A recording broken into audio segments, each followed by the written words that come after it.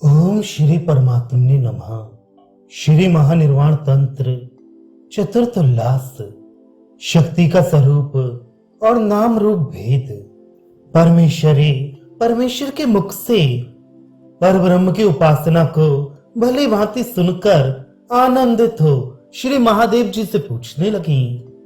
देवी जी बोली, हे नाथ, आपने जो सब लोगों की प्यारी साक्षात ब्रह्म पद को देने वाली ब्रह्म उपासना का वर्णन किया, इसके द्वारा तेज, बुद्धि, बल और ऐश्वर्य बढ़ता है। ये सब सुखों की निदान रूप है। हे जगदीश्वर, आपके वचनामृत को पान कर मैं तृप्त हुई हूँ। हे दया समुद्र, आपने जो कहा है कि ब्रह्म उपासना से जैसे ब्रह्म सायुज्य मिलता है, वैसे ही मेरी उपासना से भी ब्रह्म सायुज्य मिलता है। अतः हे प्रभु, आपके कहने के अनुसार ब्रह्म सायुज्य से उत्पन्न होने वाले अपनी साधना के फल को मैं जानने की इच्छा करती हूँ।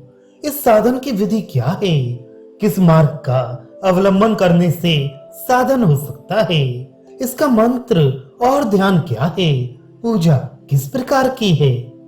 हे देव, मुझको प्रसन्न करने वाले और लोगों को हितकारी इस उपासना के क्रम को विशेषता से संपूर्ण ही आदि से अंत तक वर्णन कीजिए। हे शंभु, आपके बिना और कौन पुरुष संसारी व्याधि की चिकित्सा करने का गुरु हो सकता है? देव महादेव जी देवी जी के इस प्रकार के वचन सुन परम प्रसन्न हो उनसे कहने लगे। सदाशिव बोले, हे देवी, मनुष्य तुम्हारी साधना से ब्रह्म सायुज्य प्राप्त कर सकता है। इस कारण मैं तुम्हारी उपासना का वर्णन करता हूँ। तुम ही पर ब्रह्म की साक्षात परा प्रकृति हो। हे शिवे, तुमसे सब जगत की उत्पत्ति हुई है। तुम जगत की माता हो।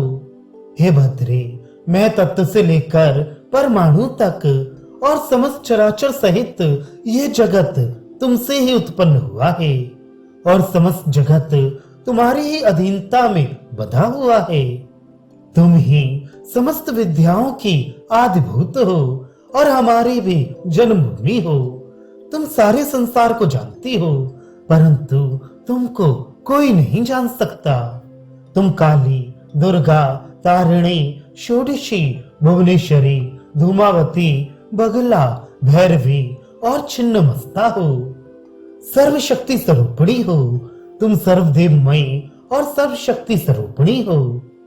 तुम ही स्थूल, तुम ही सूक्ष्म, तुम ही व्यक्त और अव्यक्त स्वरूपिणी हो। तुम निराकार होकर साकार हो। तुम्हारे यथार्थ तत्व को कोई भी नहीं जानता है। तुम उपासक जनों का कार्य करने के लिए, जगत का मंगल करने के लिए और दानवों को दलने के लिए अनेक प्रकार की मूर्ति धारण करती हो। तुम संसार की रक्षा करने के लिए कभी द्विभुज, कभी चतुर्भुज, कभी षडभुज और कभी अष्टभुज मूर्ति धारण करके अनेक भांति के अस्त्र शस्त्र लिए रहती हो। सब तंत्रों में तुम्हारे अनेक प्रकार से रूप भेद, यंत्र भेद और मंत्र भेद का वर्णन लिखा है और तुम्हारी त्रिवेद भाव में उपासना का भी वर्णन है। कलयुग में दिव्य भाव तो है ही नहीं, पशु भाव भी दुर्लभ है। इस युग में वीर साधन का अनुष्ठान प्रत्यक्ष फल देने वाला है। हे देवी, कुलाचार के सिवाय कलयुग में सिद्ध होने का उपाय नहीं है। इस कारण सब यत्नों को करके सबको कुल साधन करना चाहिए। हे देवी, कुलाचार से ब्रह्म ज्ञान उत्पन्न होता है। जो पुरुष ब्रह्म ज्ञान वाला है वही निसंदेह जीवन मुक्त है। ज्ञान के प्रभाव से समस्त वस्तु पवित्र और अपवित्र समझी जाती हैं, परंतु ब्रह्म ज्ञान के प्रकाशित होने से किसी पवित्र या अपवित्र का विचार नहीं रहता है। जो पुरुष सर्वव्यापी सनातन पर ब्रह्म को जान सकता है, सबको ब्रह्म में जानने से उसके लिए कौन सी वस्तु अपवित्र रह सकती है? हे देवी, तुम सर्वस्वरूपिणी और सबकी प्रधान जननी हो। तुम्हारे संतुष्ट होने से सब संतुष्ट हो जाते हैं।